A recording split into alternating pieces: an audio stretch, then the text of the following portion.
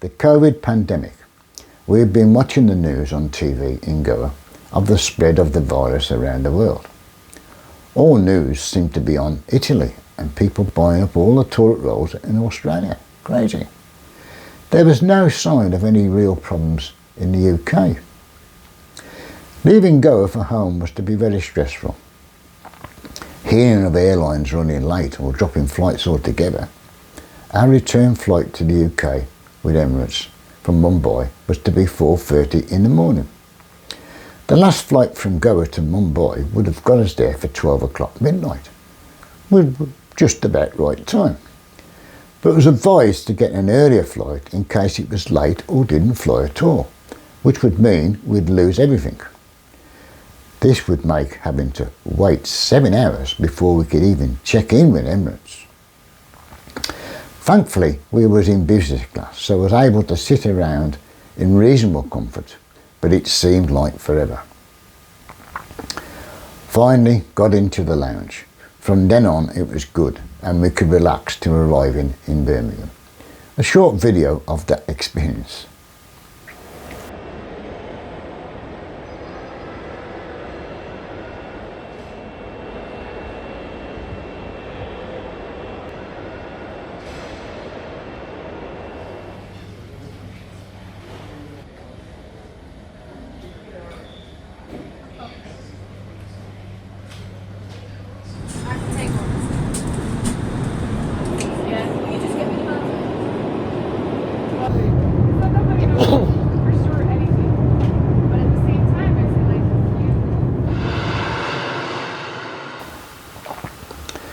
On returning in the UK, never saw anybody wearing masks or testing of any kind on arrival. The day after returning, we went into lockdown.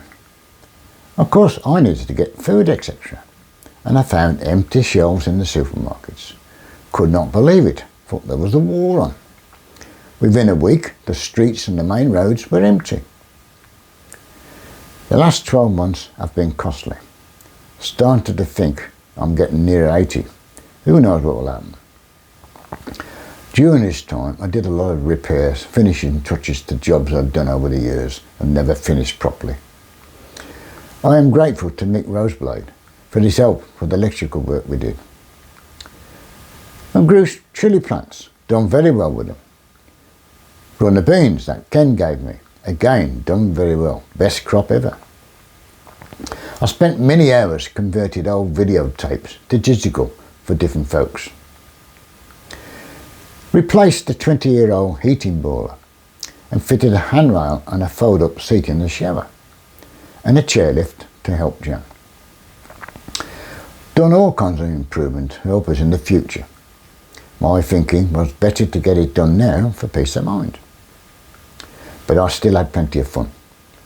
Bought 2 new trial cameras and set up stations around the garden to capture any wildlife that passed day and night. This was quite successful and was able to make some good video.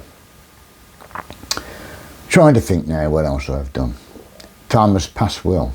I've not been bored, never enough hours in the day. Just sad that we couldn't go anywhere. Seems a while ago now that every Thursday night at 8 o'clock, folks stood at the top of their drives to clap the National Health Workers. We have all missed the social life, especially at the pub. We lost the White Horse pub, from which I named my films after all those years ago, all knocked down. So I only have one pub left nearby, the Prince of Wales. When they opened up, but only outside, we'd go with Ken, my neighbour, who was being a good mate, and we spent many hours wrapped up against the cold. But we persevered, knowing that if we didn't support the pub, it would close.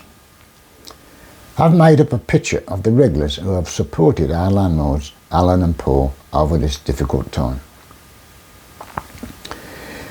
Toward the end of May, we were allowed back inside. Since then, things have got back to near normal.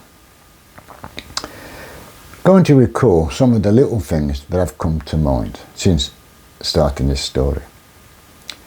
1950. Mother took me to the Odeon Cinema in Kingstanding to see Treasure Island, the first movie film I'd ever seen. Show you now a clip from the original trailer for the film. It comes to fighting. That boy there be a better man than any two of ye. Disney's first official live-action film is the adaptation that establishes the archetype of the pirate as a swashbuckling rascal with an exaggerated West Country English accent. There's a kind of a passage being dug there, in a manner of speaking by nature. Next film was The Blue Lamp, starring Jack Warner as P.C. Dixon. The film became the inspiration for the 1955-1976 TV series Dixon of Dock Green, where Jack Warner continued to play P.C. Dixon until he was 80 years of age. Both these films have stuck with me, and I remember the thrill of the big screen. Of course, there was no TV then. Get back! Drop that and don't be a fool. Drop it, I say. I'll drop you. Get back! This thing works! Get back! Get back, I say! Get back!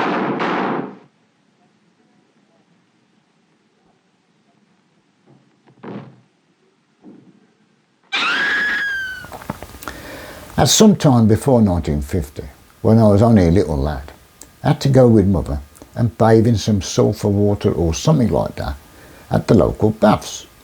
It was a government thing, something going around, a little bit like our pandemic now, but I don't know what it was and never been able to find out.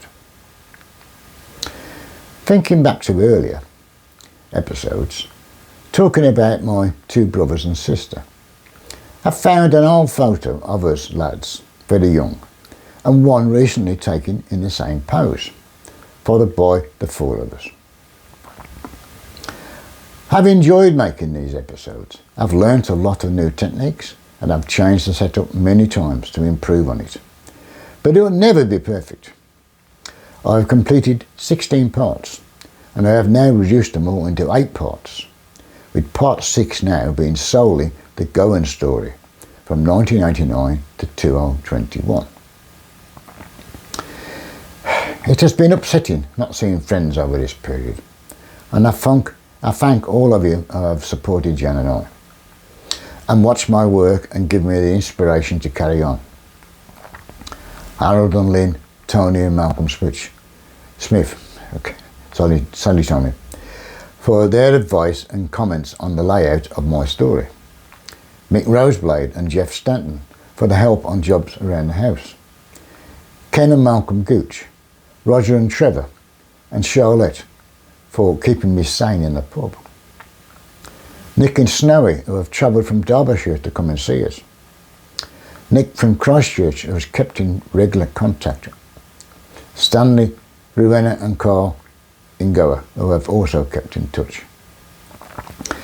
And a special thanks to my friend Mario Rodriguez, who lives in Mumbai, a writer and a sports correspondent, who suggested that I tell my story. So you can blame it all on him. Thank you, Mario. To finish this episode, a final message of the subject that disturbs me greatly. The spread of COVID has ruined our lives. I don't have time to waste sitting around doing nothing. So I urge you all to be careful and stay safe. It has not gone away, but as I said before, we have to carry on and keep learning. Thank you all again. Thank you for watching. God bless you.